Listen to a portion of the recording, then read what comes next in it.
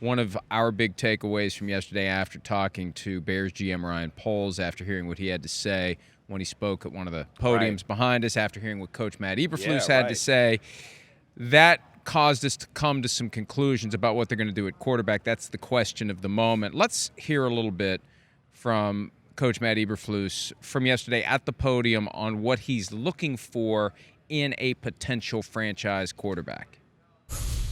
I look at situations. I look at the guys that can operate third down, 2-minute, in the end of the game situations. That to me is that's a separator for me.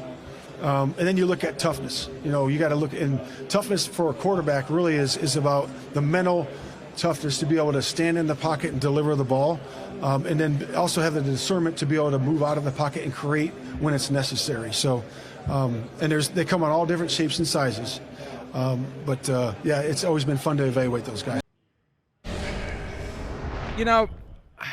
When you talk about attributes in a franchise quarterback that you're looking for, it's very easy for outsiders to conclude you don't have those in the guy you currently have. Agreed. And the question they're trying to resolve, and maybe they've already resolved it, do you keep Justin Fields and trade that first overall pick, or do you take Caleb Williams with the first overall pick and trade Justin Fields? And between what Eberflus said, what Poles said, what he said here, the stuff that you picked up from the conversation, it feels like Justin Fields is available and that they're going to take Caleb Williams. The question becomes, what are you going to get for Justin Fields? Right. That's the question. And that's where the urgency does come into play here. Especially when they're not being as coy as they could be about what they're looking for, because it's allowing this door to open. And maybe they're just trying to entice somebody to contact them about Fields. Maybe they haven't heard much about Fields other than exploratory stuff. Maybe they're trying to entice someone to say, you know what, they really are thinking about trading Fields. This is the time to explore what it would cost to get him versus signing one of these other guys that might be available. And that's the point I think that you made yesterday that's excellent. They can't sit around and wait. No, they cannot. Because teams that have quarterback needs are going to fill them with other available options, guys you don't have to trade for. This is the worst year, I think, to try to trade a quarterback. There's too many other guys out there that are going to be available where you don't have to give anything up. And the draft affects that as well. I'm with you, Mike. It is tough. That's why I don't think Ryan Poles backed down from that question when we asked him. He talked about urgency. I saw even after he left us, he made other quotes where, yes, we'd like to figure this out in the next, 10 days, 2 weeks, get it done. I understand that too. Listen, you talk to people around the NFL, I think they all feel like it's going the way we're kind of portraying right now. I don't think there's any question about that. I feel like yesterday it was a little bit of like talking about the quarterback using in past tense, but using present tense talking like he's still here, but we're looking for this kind of guy, right? We're looking for, first off, the things they brought there are things that I think are the most questionable things about Justin Fields' game right now. So to me, that was a direct, I don't want to say a shot, a disrespect, anything like that. It wasn't that. But I think the things that you look at as a football player about Justin Fields and go, wait, all right, he checks the box in a lot of areas. The things they brought up, Ryan Poles or Eberflus, are things that the box has not been checked on Justin Fields yet. So that, to me, was kind of a glaring admission of like, hey, we're looking for a guy that can do something that the guy we have doesn't have. Like, that's what we need. I think you add that together, what you hear around the league, the things we've talked about a little bit, the fact that it is real. Justin Fields stopped following the Chicago Bears. He and his representation, they got things where they were like, hey, we're not sure you're going to be back. So he knows that already. And I would think, if you had to make me guess, that there's things that are farther down the road in the Justin Fields conversation than we would even know already. I think because they know they got to get this done and get it going. And how about this for an idea? Right. They know what they want to do. Yep. They have yet to have anyone reach out to them with a viable offer. And they're starting to get a little antsy. Sure. So let's poke the bear a little bit, no pun intended, although I'll take it. Let's poke the bear a little bit, and maybe Justin Fields will do something more than just not follow the Bears on social media. Maybe Fields will come out and say, I want to be traded. because then it's understandable that you accommodate him. Yeah, it takes and if the you pressure don't get off a the lot, Bears. and if you don't get a lot for him, right. See, I think that's the challenge. You're playing it close to the vest. You're waiting for somebody to call you. You want to try to get the best possible deal you can. And if that's not working, okay, we're going to do a bad deal for Justin Fields. Right. If we do a bad deal under circumstances where everyone's like, whoa, how are they supposed to do a good deal? We don't look bad. I mean, again, I don't want to make it too complicated, but it also feels kind of simple to me. Like, we're not getting the offers we want, so maybe we can instigate him to say, trade me, right. And then we just have to do a bargain basement deal, and no one's going to say, you idiots, you didn't get nearly what you could have gotten for Justin Fields. Does that make any sense? Yeah, no, I hear what you say. They're trying to move the market here a little bit, get it going, right? You need two teams. See, if you're not going to keep him, and everybody knows you're not going to keep him, you need two teams to be jostling to try to get him, because if it's just one, just sit there and wait. Like you were saying yesterday, what are you going to do with him? Right. In if late it's March. One team, right, they're going to be like, what are you going to do? You're going to have Justin Fields and Caleb Williams in the locker room? Tell me how DJ Moore is going to work that one out. And be like, oh, wait, Caleb's taking the first reps, but I vouched for Justin Fields, and there's a bunch of other that'll divide the locker room. I got one other idea, though. Yeah, There's one other idea. It's the Josh Rosen approach. Yeah, you hold him until after round one. Because after round one, anybody that decided we didn't get the guy we wanted in free agency, right, we'll see what we can get on draft day. You get through round one, we don't have anybody. Yeah, I hear you. Now you give up a second-round pick. Like, who traded for the Cardinals? Traded to the Dolphins, I think. Yeah, to the Dolphins. To the Dolphins for a second-round pick after the Cardinals drafted Kyler Murray. So maybe that's the way to do it. In that 18-hour window between the end of round one and the start of round two, somebody who didn't sign a free agent, didn't trade for anybody else, didn't draft someone in round one, still needs a quarterback. Right. Now there's a market for Justin risky. Fields. That's all. It's very risky. Right? Because you do get to the point where, well, hey, we did sign somebody in free agency, so we weren't sure you were going to get Justin Fields. Nobody's just going to have an open slot at starting quarterback, right? They're going to have somebody. So then that, I think, will hurt the Bears' leverage overall, too, because, again, the teams are going to be like, well, we got a quarterback, and it's late in the game now, and you're desperate.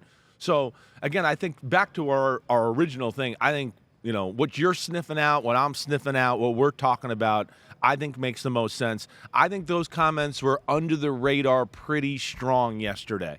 They really were. I know they didn't come out and say it, but from me and years of following football, being a quarterback, knowing coach talk a little bit, those are things that are going, we're looking for a guy that can do the things that a guy we have that doesn't do. I mean, you look at what they did last year, the year before, Justin Fields' end-of-the-game moments, right? That's not his forte right now. It's not the thing you go, hey, he's a little rough around the edges, but at the end of the game, he's clutch as can be. Right? That's the thing we haven't seen. And then you talk about we're looking for somebody to stand in there and be a great pocket passer.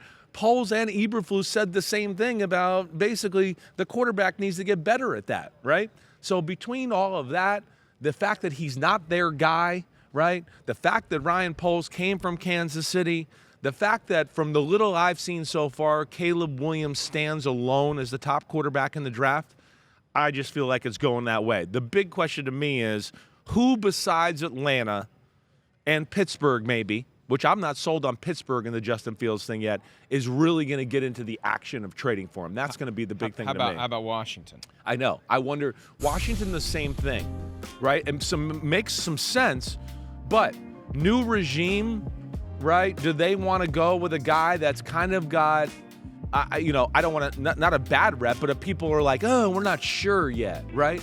And there's a group out there that's still like, he's not a quarterback, he's just a runner and all those type of things. Do you want to set yourself up for that if you're Dan Quinn and company there? But that's a tough thing. Who's the coordinator? I know. Cliff Kingsbury. Yeah, that's right. Do the air raid. Yeah. Justin Fields, you can run it a little bit, throw a little bit, see what his ceiling is. See, the thing is, we don't know what his ceiling is. The Bears are making the assessment. Yeah. If everything that we are interpreting from yesterday is true, they're making the assessment that they know where his ceiling is. And it's not franchise quarterback, guy who's going to put you in deep contention, guy who's going to potentially lead you to a Super Bowl. There's plenty of good quarterbacks out there that can play in the NFL for 5 or 10 years or longer and never win a Super Bowl. Yeah. They have an opportunity to draft a guy who possibly will be, and we don't know. You look back at the quarterbacks taken first overall in the past 50 years. for every guy that ends up taking to a Super Bowl, there's 3 or 4 of them that never get close to it. But they have a chance to roll the dice on Caleb Williams, and it feels like that's what they're going to do. But then you look to, and I think about when he was coming out, and I see Rick Spielman sitting over there. Rick Spielman was with the Vikings when he was coming out, and they were thinking about drafting him. Yeah, right. Why'd your voice get low? You getting scared because of Rick? I don't want to hear me. I don't want to hear me. I don't want to tell him what you're saying? So anyway, but he's been advising Washington. That's why I'm got you. doing some dot connecting here. So gotcha. you throw in Cliff Kingsbury, and if you can get him, look, it's only $3.2 million for this year. Yeah, it's $25.6 million under the 5th-year option next year. Right.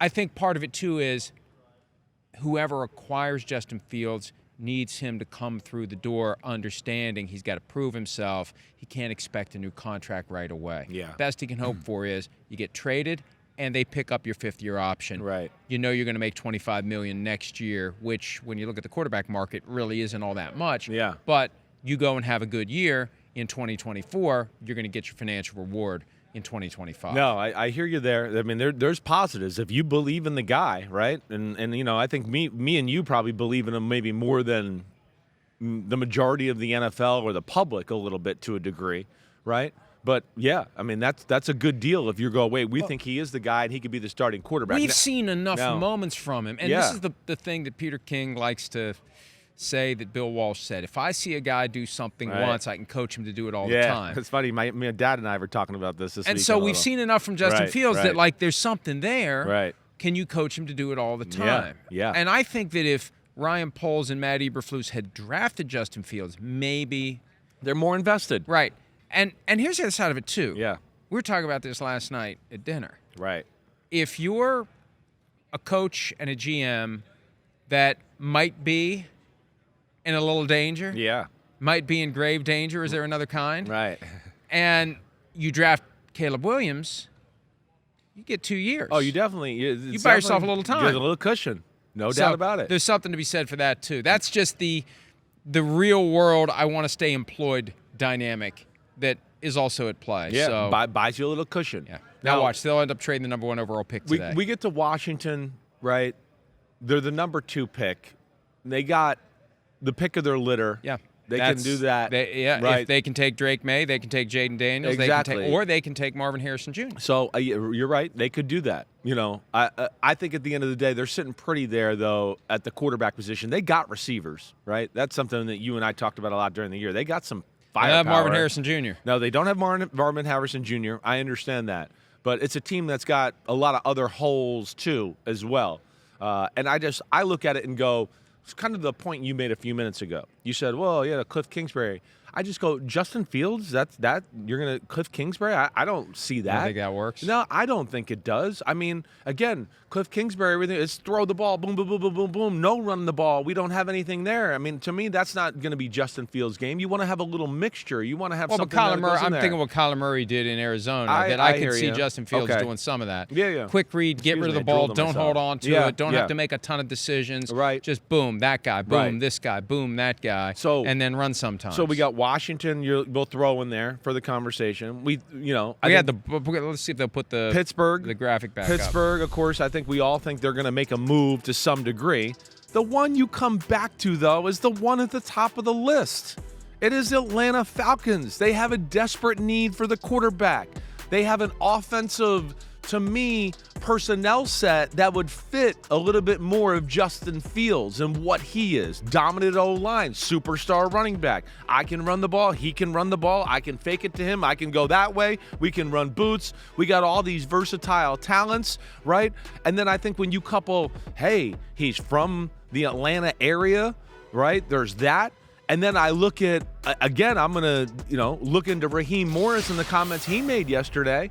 Right? When he says something like, we're looking for somebody for the best fit for our city, that to me is a little bit of an inkling of Justin Fields, and there's a lot of reasons that would make sense. Hi, it's Mike Florio. Thanks for watching PFT on YouTube. Hit subscribe for the latest news and analysis from Pro Football Talk.